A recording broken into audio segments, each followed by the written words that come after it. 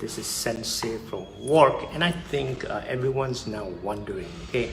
Everyone's now wondering, Bitcoin has blasted again, 5,400 US dollars. You know, during the Fed minutes, it went up to 5,005. This was because of issues that were raised during the Fed minutes regarding financial instability. So, you know, when there is financial instability, then there is a flight to safety for other assets that can guard you against the dangers, or rather the speculation going on currencies, okay? Especially emerging market currencies. We see emerging market currencies now going quite wild now. Commodity currencies are falling like the Aussie dollar. So, you know, there is something going on here.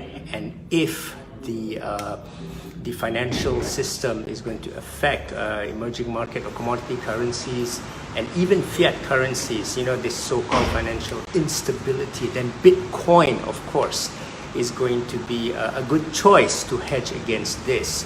So, you know, of course, the only way to confirm this, whether Bitcoin is going up or not, whether it's safe for us to go in, buy and hodl it, okay? Buy and hodl it to go to the moon, whether it's Bitcoin or Ethereum or a Neo or Icon or Stellar or whatever, or the other altcoins, we need to seek the advice of Darcidius. So Sensei will meet Darcidius on Friday, okay?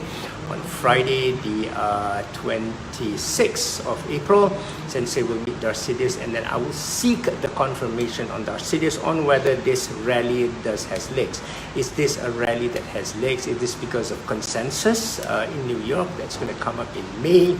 You know, because Bitcoin usually goes up before that, and then after that, we will have will we have a correction, or will we see a Bitcoin and cryptocurrency space go into a market rally in the summer? So stay in this space, follow me, because this is where you get your answers. If you want to know more about how to hedge against all these gyrations of currencies, then you can sign up down there. I do have a short mini course where I describe why we should be investing in commodities. You can sign up there.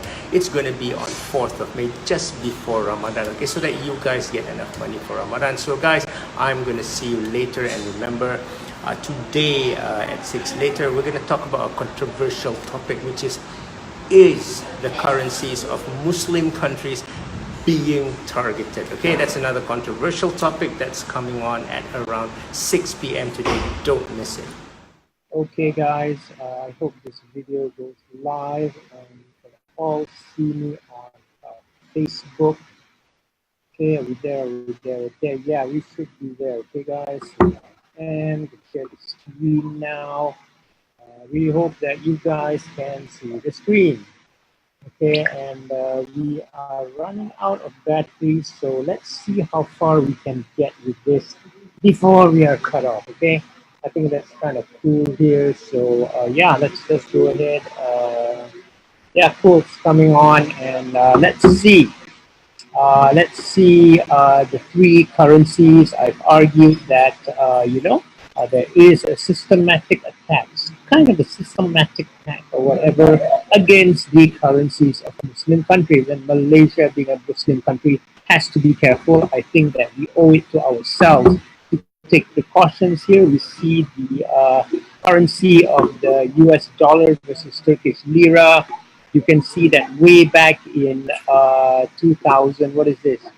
2018, right? It was only like 3.7, then it went to 7, almost twice. Now it's back to 5.83, and as a result of this, Turkey went into recession. If we go to the weekly chart, yeah, this is the weekly chart. You can see in 2009, it was even at almost on par to the US dollar. $1 was like 121, 123 Turkish lira. It has gone up by 7 times. So that has caused a lot of hardship for the people in Turkey. The next currency that we're going to look at here is, what is this? Yeah, this is the Iranian rial here in 2009. You can see $1 was like 8,800 rial. Now it's like 42,000. Oh my God, that's like 5 times. So Turkey 7 times, Iran 5 times. Okay, so they're 5 times more poorer. So you just look at that as it goes up. You look at that currency devaluation, and I think it's going to get worse because I think this week, right, oil went up because the USA is basically turning off. Okay, the USA is basically saying that you can't buy Iranian oil anymore. There was a waiver on sanctions, no more. So now there are full sanctions on Iran oil. So how can Iran survive? So most likely now it might even go higher than this. So we can already see here a pattern of where Turkey is now in a recession. You saw the devaluation go down by about 7 times since 2009. Here you see Iran go about 5 times since 2009. The next one is the country that I recently visited, which is Pakistan. Okay, so let's see Pakistan now, and let's see Pakistan now. See USD PKR. This PKR Pakistan rupee, it was like, what is this, 60 in 2009. Now it's 142.5 times. So again, there's a certain pattern going on here. Turkey 7, this is Iran, and Pakistan now is about 2.5 times, right, against the US dollar. So you can see that, Iran will have more problems because of the sanctions. And recently we know that Pakistan will also have more problems. In fact, the rupee should drop between 160 to 165 because they're going to take an IMF package of about 6 to 8 billion. Now, you might say that Malaysia doesn't have any problem. I don't know. But I would like you to really be careful in case there is a devaluation, because if you look at all of this, these are in the same group as, let's name this group, okay? Turkey, Pakistan, who else? Iran, Qatar. Of course, our big brother here is China, because our PM is going to China very, very soon, okay, for the Belt Road Initiative. He went to Pakistan before this, and Russia. This seems to be in one gang. Of course, hopefully US will be able to patch things up with Russia. But the question that you need to ask, if Malaysia is in this group, if Malaysia is here, then I think Malaysia is also in danger of a depreciation. So you really need to guard yourself against this. Please do not take any chances, okay? You're really going to get it, okay? Because, a lot of you who have been here before 1997, 2014, 2015, saw that whenever a depreciation happens, the Malaysian currency can go down like what, 50%, right? 50%. If you think you can withstand the 50%, it's fine by me. I'm not sure what the ringgit is. I think it should be stronger because oil jumped up, right? Because the US suddenly has decided not to allow anyone to buy Iranian oil, which is not good for Iran, of course. Let's see what the ringgit is on. I hope I can get through this because my battery is running out fast.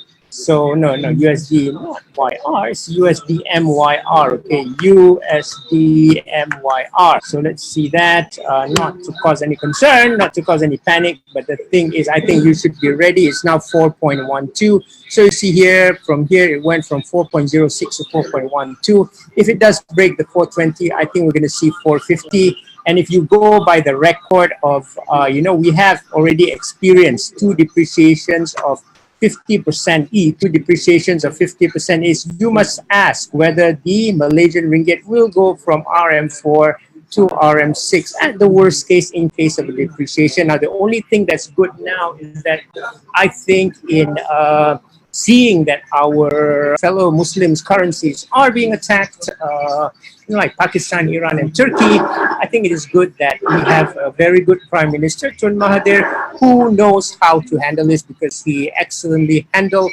the crisis of 1997, 1998. So when it does come to our shores, as I'm sure it will, then I hope that we have the measures to really combat this. A high oil price, of course, supports the Malaysian economy. The Malaysian economy is built on, oil being $70. I think Brent is already above 72, so it looks like our budget will be okay, but we do not know. So I just want you to be careful because usually this thing is always related to, they will attack a certain group of countries, and it looks like now the large Muslim economies are targeted, because Turkey is probably that's probably the largest 13th largest economy in the world, right?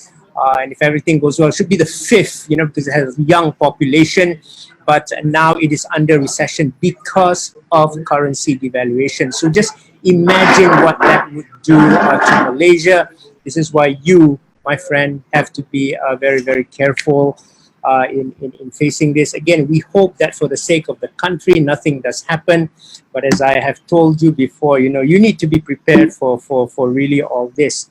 And, just follow my Facebook, because we are doing a lot of investments to make sure that we are able to fight this. And I think one of the strategies that we have is to diversify into things that tend to go up when a currency attack happens, and that is cryptocurrency like Bitcoin. You see Bitcoin now rising, and the other asset class that is a good hedge against currency devaluation is, of course, commodities. So that's really what we do to protect our community, okay, to protect our community from this this probable attack of devaluation. Okay, so it's a very good time now for cryptocurrency and Bitcoin.